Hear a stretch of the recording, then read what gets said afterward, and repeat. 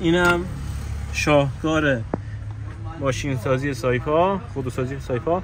اصلا فیلتر کابین داخل ماشین نذاشته. سلام و ارادت به کانال یوتیوبی ما، خیلی خوش اومدید. بریم برای تعویض فیلتر کابین کویک که با ساینا مشترکه.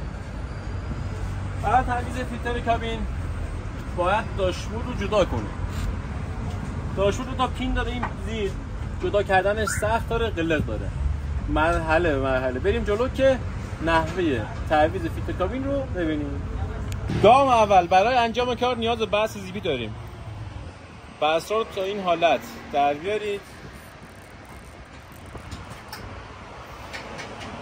خب الان شما چیزی نمی‌بینید. این گوشه ها دو تا پین هستش، جای دست نداره که پین رو بکشیم بیرون.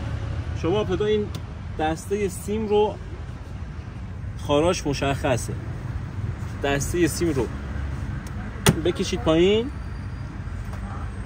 که دسترسیتون راحت تر باشه. حالا اون پین رو حالت اعدام باید انجام بدیم. میکشیم بیرون. خب این قسمت یکی دو بار باید انجام بدید که متوجه بشید. یکی از پین ها به این شکل، پین بعدی هم حسش کنید متوجه میشید کجاست.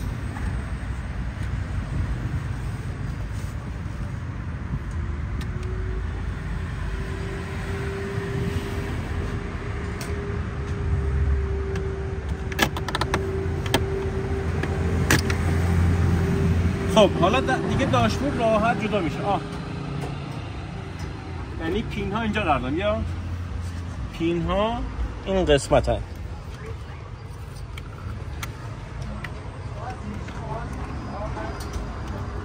بتونید راحت تر توضیح بدیم. یکی رو بدیم اینجا نمیتونست بشه.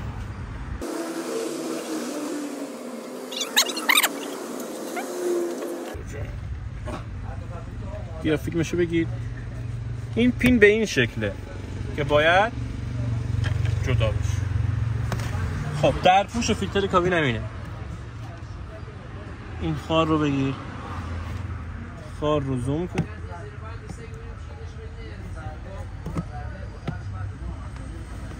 اینم شاهکار ماشین سازی سایپا، خودروسازی سایپا. اصلا فیلتر کابین داخل ماشین جاسازی نکرده. جاسازی کرده، فیلتر کابین نذاشته. ماشین مدل چنده؟ 401 تا الان فیلتر کابین نداشته. تمام گرد و خاک تو روی سرنشینی رفته.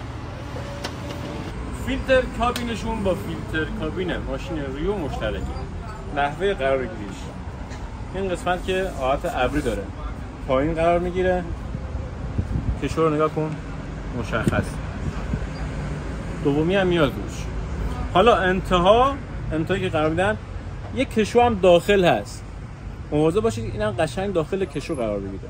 یعنی بغل باشه اجازه نمیده این در پوش بسته شه. بریم جلو که میشه بگیریم.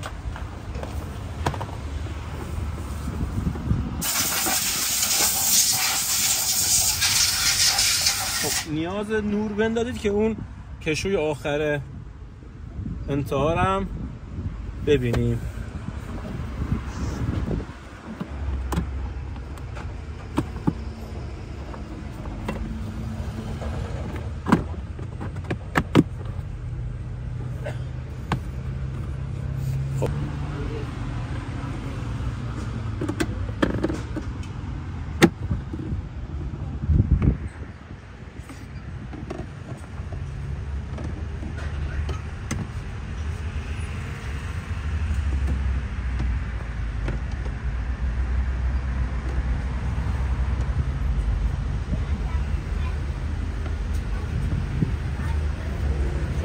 این هم اون انتهای کار که گفتم حالت کشویی داره.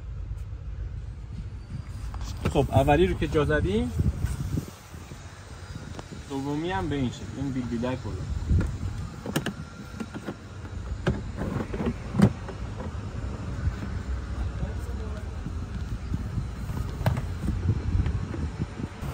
در پوش هم خب مثل شروع کار میبرم.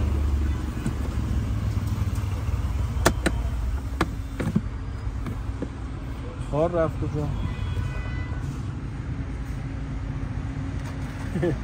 اینو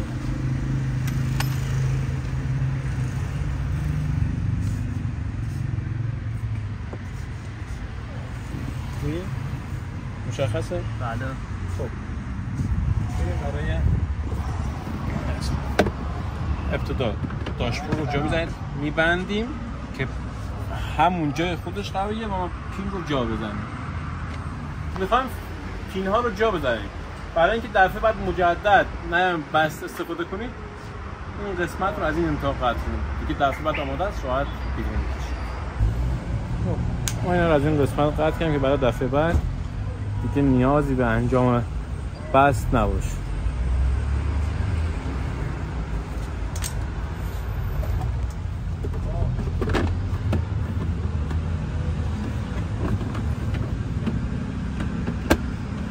خب برای جا زدن دیگه این به مهارت خودتون بستید. باید چندین بار انجام بدید که نحوه جا انداختن براتون راحت تر شه.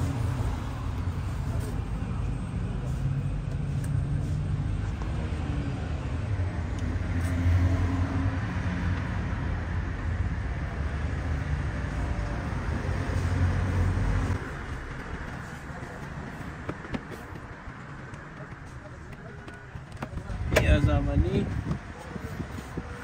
از دوم.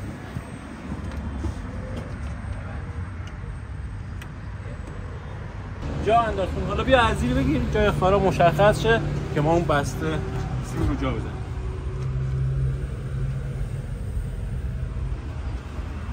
خب بیا خارا هم مشخصه دیگه، جای خودشون جا میزنیم.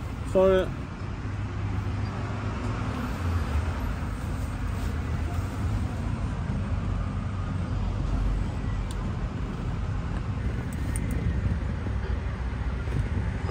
اینم از نحوه تعویض فیلتر کابین ساینا و کویک. اگه از این فیلم خوشتون اومد، راضی بود، حتما لایک کنید، ارسال کنید، ساب کنید و هر فیلمی هم که مد نظر داشتید برای ما کامنت کنید که آموزشش رو برای شما بذاریم. کاف خودرو خرم‌آباد.